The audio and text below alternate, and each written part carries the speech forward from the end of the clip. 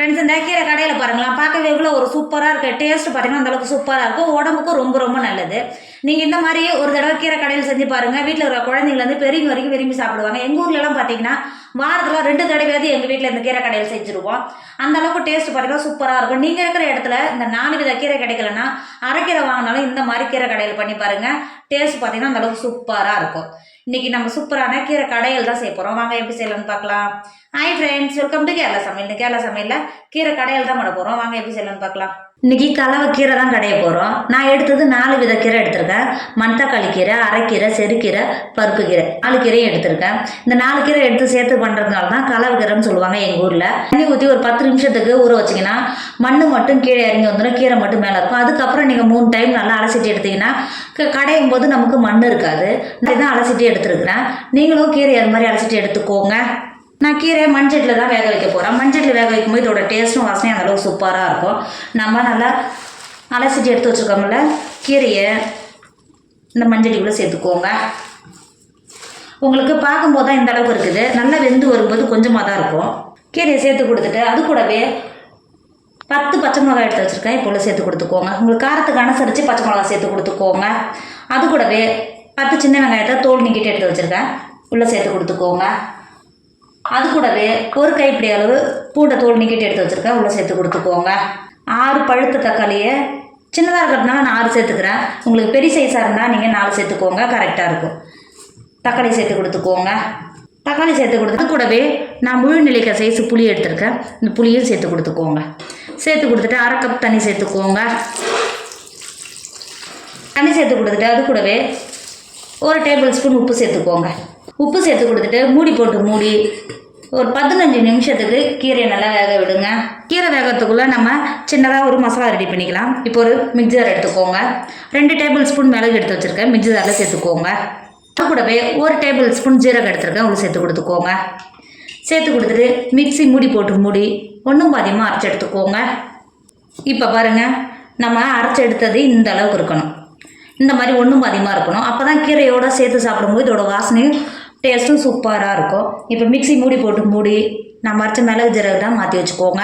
இப்போ பாருங்கள், நம்ம சேர்த்த தக்காளி, பச்சை மிளகா, பூண்டு எல்லாம் சேர்ந்து கீரையோடு எந்த அளவுக்கு நல்லா வெந்து வந்திருக்கு பார்த்தீங்களா? அங்கே பாருங்கள், நல்லா வெந்து வந்திருக்கு. கீரை வெந்துருச்சான்னு பார்க்கறதுக்கு தருந்துங்க. எடுத்து இந்த மாதிரி கையில் அழுத்தி பாருங்கள். இந்த அளவுக்கு நல்லா கீரை நசுங்கும் போது நசுங்கினா நல்லா கீரை வெந்திருக்கு. கீரையை இறக்கிட்டு தண்ணியை வடிகட்டி எடுத்துக்கோங்க. இப்போ பாருங்கள், கீரை வேக வச்ச தண்ணியை தனியாக மாற்றி வச்சுருக்கிறேன். கீரையை தேங்காய் பால் வடிகட்டும் பார்த்தீங்களா?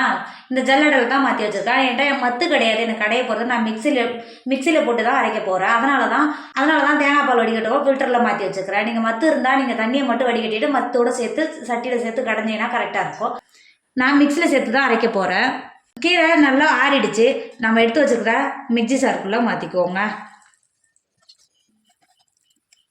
மிக்ஸி ஜாருக்கு மாற்றிட்டு மூடி போட்டு மூடி ரொம்ப நேரம் அரைக்காமல் பல்ஸ் மூடில் கொடுத்து ஒரு 2 தடவை அரைச்சிங்கன்னா கரெக்டாக இருக்கும். இப்போ அரைச்சி எடுத்துக்கோங்க. நம்ம அரைச்சி எடுத்தது இந்த அளவுக்கு இருக்கணும். இங்கே பார்த்தீங்களா, நம்ம இந்த அளவுக்கு இருக்கணும். ஒரு 2 தடவை பல்ஸ் மூடில் கொடுத்து அரைச்சாவே நல்லா அரைஞ்சி வந்துடும். இங்கே பாருங்கள், எந்த அளவுக்கு நல்லா அரைஞ்சி வந்துருக்கு பார்த்தீங்களா? இப்போ அரைச்ச கீரையை ஒரு சட்டிக்கு மாற்றிக்கோங்க. நம்ம ஏற்கனவே கீரை வேக வச்சு தண்ணி மாற்றி வச்சுருக்கோம்ல, நான் கீரை அரைச்சேன் பார்த்தீங்களா? அந்த மிக்ஸி ஜார்லேயே சேர்த்துட்டு கழுவிட்டு சேர்த்து கொடுத்துக்கோங்க. ஒரு டைம் இந்த மாதிரி நல்லா கிண்டி கொடுத்துக்கோங்க. நம்ம சேர்த்த தண்ணியும் கீரை நம்ம அரைச்சி ஊற்றினோம் பார்த்தீங்களா, 2ம் சேர்ந்து கலந்து வர மாதிரி நல்லா கிண்டி கொடுத்து கலந்து எடுத்துக்கோங்க.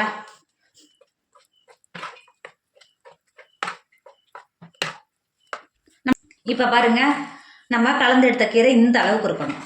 இந்த அளவுக்கு கெட்டியாக தான் இருக்கும். நம்ம கீரை வேக வச்சோம் பார்த்தீங்களா, அந்த தண்ணி மட்டும் போதும். எக்ஸ்ட்ரா தண்ணி சேர்க்கணும்னு அவசியம் கிடையாது. கீரை வேக வச்ச தண்ணி சேர்க்கும் போது இதோட டேஸ்ட்டு அந்தளவுக்கு நல்லா சூப்பராக இருக்கும். இப்போ இந்த கீரைக்கு தாளிப்பு ரெடி பண்ணிக்கலாம். தாளிப்பு ரெடி பண்ணுறதுக்கு அடுப்பில் ஒரு இரும்பு கடாயை வச்சுக்கோங்க. 2 டேபிள் ஸ்பூன் எண்ணெய் சேர்த்துக்கோங்க. எண்ணெய் சேர்த்து எண்ணெய் நல்லா சூடாயிடுச்சு. 3 காஞ்சி மிளகாவை கட் பண்ணி வச்சுருக்கேன். இப்போ சேர்த்து கொடுத்துக்கோங்க. சேர்த்து நல்லா வறுந்து வந்துருச்சு. இப்போ 1/2 டேபிள் ஸ்பூன் கடுகு சேர்த்துக்கோங்க. கடுகு சேர்த்து கடுகும் நல்லா பொரிஞ்சு வந்துருச்சு. நம்ம முன்னாடியே அரைச்சி மாற்றி வச்சுருக்கோம்ல மிளகு ஜீரகமும் இப்போ உள்ள சேர்த்து கொடுத்துக்கோங்க. மிளகு ஜீரகம் சேர்த்து தாளிக்கும் போது இதோட வாசனை அந்தளவுக்கு சூப்பராக இருக்கும். டேஸ்ட்டும் நல்லா சூப்பராக இருக்கும். ஒரு 2 செகண்ட் மட்டும் கிண்டி கொடுத்துக்கோங்க. கிண்டி கொடுத்துட்டு இறக்கிக்கோங்க. இறக்கிட்டு நம்ம ஏற்கனவே கீரை கடைஞ்சி மாற்றி வச்சுருக்கோம்ல, தாளிப்பை கீரையோடு சேர்த்துக்கோங்க. சேர்த்து கொடுத்துட்டு தாளித்து ஒரு 5 நிமிஷத்துக்கு மூடி போட்டு மூடி வச்சுக்கோங்க. 5 நிமிஷம் ஆயிடுச்சு. நீங்கள் 5 நிமிஷம் மூடி வச்சுனா நம்ம சேர்த்த கடுகு, காஞ்ச மிளகாய், மிளகு, ஜீரகம் வாசனையோட ஒரு 5 நிமிஷம் இதை அடைச்சி வச்சுனா நம்ம கீரையோட சேர்ந்து வரும். இப்போ ஒரு டைம் நல்லா கிண்டி கொடுத்துக்கோங்க. இப்போ பாருங்கள், நம்ம ஹெல்த்தியான கீரை கடையில் சூப்பராக ரெடி ஆகிடுச்சு. இதோட டேஸ்ட்டும் வாசனையும் அந்தளவுக்கு சூப்பராக இருக்குது. எங்கள் ஊர் கிராமத்து சைட்லலாம் பார்த்தீங்கன்னா இது வாரத்தில் ஒரு 2 டைமாவது சாப்பிடுவாங்க. உடம்புக்கும் ரொம்ப ரொம்ப நல்லது. எனக்கெல்லாம் ரொம்ப ரொம்ப பிடிக்கும். இந்த கீரை கடையில் ஒரு டைம் செஞ்சு சாப்பிட்டு பாருங்கள். டேஸ்ட்டு பார்த்தீங்கன்னா அந்தளவுக்கு சூப்பராக இருக்கும். நீங்கள் இதில் 4 கீரை கலந்து தான் சாப்பிடணும்னு அவசியம் கிடையாது. அரைக்கீரை எடுத்தாலும் இந்த மாதிரி கடையில் செஞ்சு பாருங்கள்.